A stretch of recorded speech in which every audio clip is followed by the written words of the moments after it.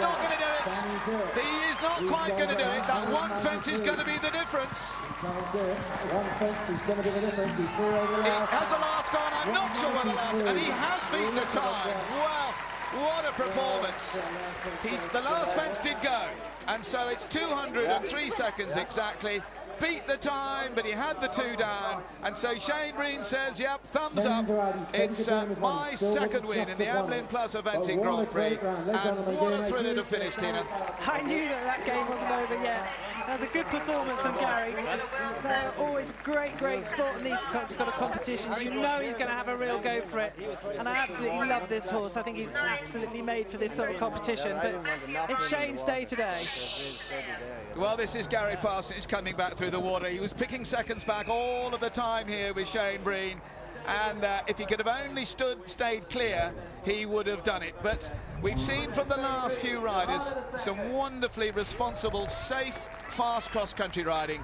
Some perhaps a little more irresponsible to start with, but that was pure class for those last few riders in this year's Amlin Plus Eventing Grand Prix. Absolute classic. That was one of the fences down. And then the last one was where eventually the competition went out of his grasp. Here it is. This is the road crossing fence. But he knew, Tina, that when those shoulders went down, he knew he had to press for home. That was the thing at the last fence. You knew you're having to gallop at that hedge. It was just going to be luck whether he's just going to knock off the back rail. There was Shane watching it. He's nodding his head. I think I've got it. Yes, I have. That's my check today. Thank you very much. Well, I would think Shane Breen is very, very pleased himself. Let's hear now from Suzanne and Shane. We've been talking a lot today, Shane, thankfully. I guess you were paying full attention to that last round, weren't you? Yeah, I was. I had a fence last year and he had two last year and he beat me. And he had my time again. But luckily for me, he had a fence down. But as we were saying, like the pressure was on him. He knew he had to go clear. Unfortunately, my lad did. Delighted with him. Absolutely delighted, because Dorado, he's well on form at the moment. A good win in Aachen last week. Yeah, he won in Aachen last week. The week before that, he was third in Falsterbo in the Derby. He was second in this class last year, and it's just unbelievable. He's going to Dublin next week. He won the Speed Derby there before, and hopefully he'll win it again. He's certainly got the form at the moment. Shane, we've seen this competition over the years. The course is the same course. What do you think is different today for seeing so many spills? The course is slightly different, as in the gates where the sheep pen is. There's an option there to go around or come the short route inside, which is interesting. I don't know why there was so much trouble early on, but like there was great horses at the end and they did put in great rounds, you know. They certainly did. Well, I'm sure you're going to be celebrating, and it's great to talk to you on so many occasions. That means you've been winning, and we wish you all the best for tomorrow. Thank you. Well, that man probably doesn't need a great deal of luck, does he? Because that was an awesome piece of riding. James Fisher and Andy Austin with me in the studio now. And James, you could not ride that course better. No, fantastic. He was measured, sort of secure all the way around. Never looked at risk at all. I mean, compared to the start of the competition where things looked very risky for some riders, it was a real example of class riding. It was an example of class riding and an example of class hot-footing it from comms position to studio from Andy Austin. Andy, you were nearly as quick as Shane, but not quite. Not quite. But wasn't that awesome? I mean, the horse really, really motoring around this course. I think what you've seen today is, from a horse and rider combination, you've seen the complete package. If you look at Shane, what he has is this sense of rhythm. He's always going forward, but he's always balanced. And it's a gift that he's got, you know, he's born with that. And right from the start, he made every turn very smooth. He never had to add a stride anywhere.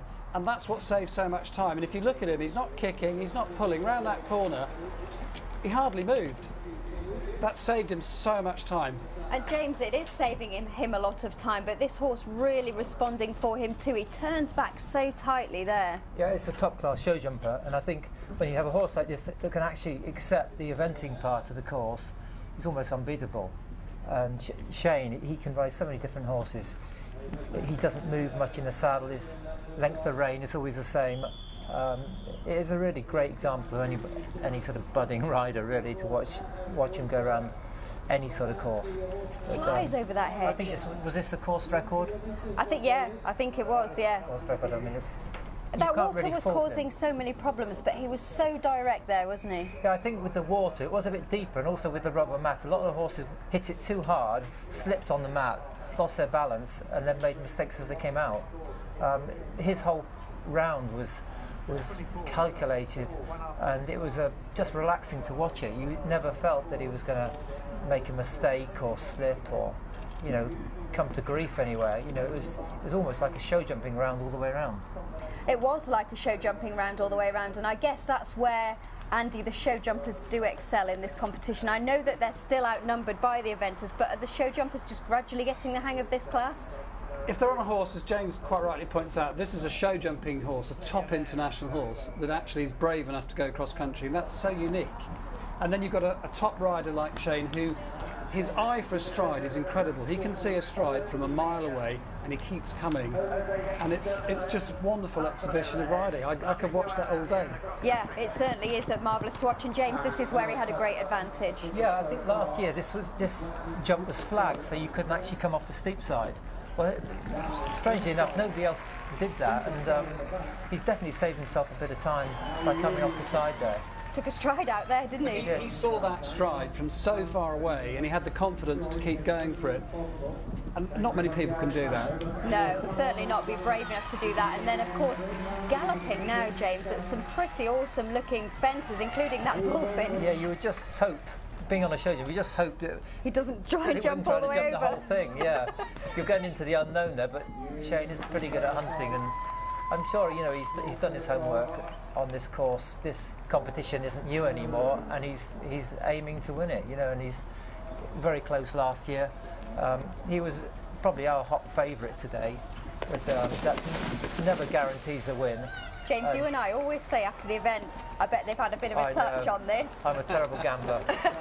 Hate losing. Yeah, hate losing, especially after the event as well. Yeah. But yeah, he's just brilliant, and of course comes to the last there. He went inside there to the last, and a bit of jockeying through the finish line there as well. Brilliant, brilliant ride. You will not see a better ride than that round here. Really is the master, isn't he? Very well done. Well, after the break, we'll be looking ahead to our main event tomorrow, the Meydan FEI Nations Cup.